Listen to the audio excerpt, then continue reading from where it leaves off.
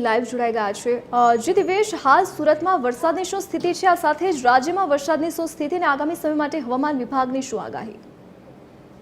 બિલકુલ જે પ્રકારે અત્યારે હવામાન વિભાગ દ્વારા જે આગાહી કરવામાં આવી છે તે મુજબ અત્યારે વાતાવરણ જે છે તે વરસાદી બન્યું છે અને અલગ અલગ વિસ્તારમાં જે વરસાદી ઝાપટા આવ્યા છે અને ખાસ કરીને જે પ્રકારે વરસાદી સિસ્ટમ સક્રિય થઈ છે તેને લઈને હવામાન વિભાગ જે છે તેમણે આગાહી કરી હતી કે હજુ જે પ્રકારે અલગ અલગ જિલ્લાઓ જે છે કે જ્યાં ઓરેન્જ એલર્ટની આપવામાં આવ્યું છે ને મધ્યમથી હળવા વરસાદની જે છે તે આગાહી કરવામાં આવી છે એટલે ખાસ કરીને કહી શકાય કે જે પ્રકારે વરસાદી સિસ્ટમ સક્રિય થઈ છે ને તેના કારણે અલગ અલગ વિસ્તારો જે છે તેમાં વરસાદ આવી શકે છે. ખાસ કરીને ઉત્તર ગુજરાત, દક્ષિણ ગુજરાત સહિતના જે વિસ્તારો છે કે જ્યાં હળવાથી મધ્યમ વરસાદ જે છે તે પડી શકે છે તે પ્રકારની હવામાન વિભાગ દ્વારા આગાહી વ્યક્ત કરવામાં આવી છે. અને છેલ્લા જે પ્રકારે કહી શકાય કે વરસાદી વિરામ ઘણા દિવસોથી દક્ષિણ ગુજરાતમાં જોવા મળ્યો હતો. છેલ્લા 7-8 દિવસથી વરસાદ વિરામ લીધો હતો અને ત્યારબાદ જે પ્રકારે વરસાદી ઝાપટા શરૂ થયા છે એક તરફે કહી શકાય કે ખેડૂતો માટે સારા સમાચાર છે, કારણ કે જે પ્રકારે વાવણી કરીને જે ખેતરમાં ઉભેલો પાક છે તેમને પીવા માટે પાણી જે છે તે મળી ગયું છે અને ખાસ કરીને ખેડૂતો માટે આ વરસાદ જે છે તે કાચા સોના સમાન સાબિત થાય છે. એટલે અલગ અલગ વિસ્તારમાં